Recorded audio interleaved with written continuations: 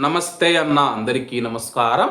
ఒమన్లో ప్రవాస కార్మికులకు సంబంధించి వారి యొక్క రక్షణ కోసం మనం చూసుకుంటే ఒమన్ క్యాబినెట్ కొత్త చట్టాన్ని ఆమోదించడం జరిగింది. అలాంటి చట్టం కువైట్లో ఉన్నా సరే కానీ అమలు కావడం లేదు. ఒమన్ ఎటువంటి చట్టాన్ని ఆమోదించింది, అలాగే కువైట్లో కూడా ఇటువంటి చట్టం ఉన్నా అమలు కాలేదన్నమాట. వివరాల్లోకి వెళితే ఒమన్లో కార్మికుల రక్షణకు కొత్త నిబంధనలను అమల్లోకి తీసుకువచ్చినట్లు కార్మిక మంత్రిత్వ శాఖ వెల్లడించింది. ముఖ్యంగా ఇళ్లల్లో పనిచేసే కార్మికులతో పాటు ప్రవాసులు ఎవరైతే ప్రవాస కార్మికులు ఉన్నారో వారందరి సంరక్షణకు సంబంధించి పలు కీలక నిర్ణయాలకు ఒమన్ క్యాబినెట్ ఆమోదం తెలిపిందని చెప్పేసి స్థానిక మీడియా పేర్కొంది. యజమానులు మరియు కార్మికుల మధ్య ఈ నిబంధనలు సురక్షితమైన, స్థిరమైన మరియు మానవీయ పని వాతావరణం నెలకొల్పుతుందని చెప్పేసి మంత్రిత్వ శాఖ స్పష్టం చేసింది. ఇళ్లల్లో పనిచేసే గృహ కార్మికులు, పిల్లల సంరక్షకులు, డ్రైవర్లు, సెక్యూరిటీ గార్డులు, వ్యవసాయ కార్మికులు, తోటమాలి, ఆరోగ్య సహాయకులు, ప్రైవేటు నర్సులు, వంటవారు, ఒంటె మరియు పశువుల పెంపకందారులు వంటి వృత్తులలో కార్మికులకు కొత్త నిబంధనలు వర్తిస్తాయని చెప్పి ఒమన్ క్యాబినెట్ వెల్లడించింది. ముఖ్యమైన ఈ యొక్క కొత్త చట్ట ప్రకారం, కొత్త నిబంధనల ప్రకారం కార్మికులు ఉద్యోగ విరమణ తర్వాత ఉపయోగించని సెలవులకు పరిహారంతో పాటు పూర్తి మొత్తాలను అందజేయాలి. అలాగే ఆ యొక్క కార్మికుడు ఒక ఇంట్లో 5 సంవత్సరాలు, ఒక కంపెనీలో 10 సంవత్సరాలు పనిచేసిన తర్వాత అతడు సెలవులు ఉపయోగించుకోకుండా ఉంటాడనమాట. ఆ యొక్క సెలవులకు సంబంధించి డబ్బు ఇవ్వాలి. అలాగే దానికి మరికొంత పరిహారం కలిపి డబ్బు ఇవ్వాల్సి ఉంటుంది. అదనంగా బోనస్ కలిపి ఆ యొక్క డబ్బును పరిహారం చెల్లించాల్సి ఉంటుంది. నెలవారీ జీతాలను డిజిటల్ పద్ధతిలో నిర్ణీత తేదీలలో చెల్లించాలి.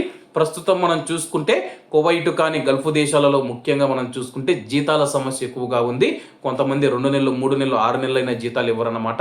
డిజిటల్ పద్ధతిలో వాళ్ళ యొక్క బ్యాంక్ అకౌంట్లో నిర్ణీత తేదీలో, చెప్పిన తేదీలో జమ చేయాలని చెప్పేసి యజమానులను ఆదేశించడం జరిగింది.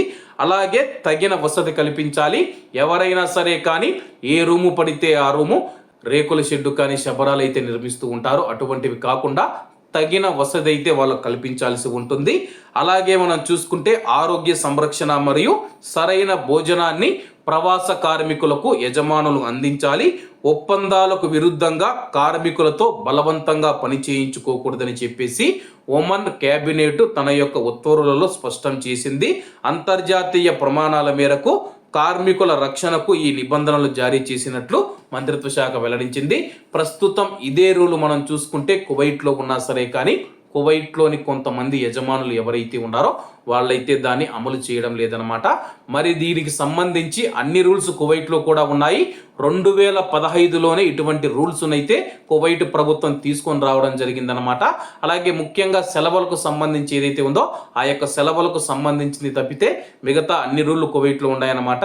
సరైన భోజనం పెట్టాలి, అనారోగ్యం వస్తే చూపించాలి, సరైన వసతి కల్పించాలి, అలాగే తగిన పని గంటలు చేయించాలని చెప్పేసి, అలాగే సెలవు దినాలకు సంబంధించి ఏదైతే ఉందో అది కువైట్ అధికారులు, కువైట్ క్యాబినెట్, కువైట్ ప్రభుత్వం ఆలోచించి ఆ యొక్క కొత్త చట్టాన్ని కూడా తీసుకురావాలని చెప్పి మనం అందరం ఆశిద్దాం. ఎందుకంటే ఇప్పుడు జీతాలే సరిగా ఇవ్వడం లేదు. ఇవన్నీ తీసుకువస్తే అమలవుతాయని చెప్పేసి కొంతమంది ప్రశ్నిస్తూ ఉంటారు.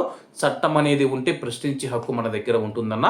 ఏది ఏమైనా సరే కానీ ప్రస్తుతం కువైట్లో ఇటువంటి రూల్స్ అమలవుతూ ఉన్నాయా లేదా, కువైట్ చట్టంలో అయితే ఉన్నాయి కానీ అమలవుతూ ఉన్నాయా లేదా అని చెప్పేసి కామెంట్ రూపంలో తెలియజేయాలని కోరుకుంటూ అందరూ బాగుండాలి, అందులో మనం ఉండాలి. అందరికీ నమస్తే అన్న.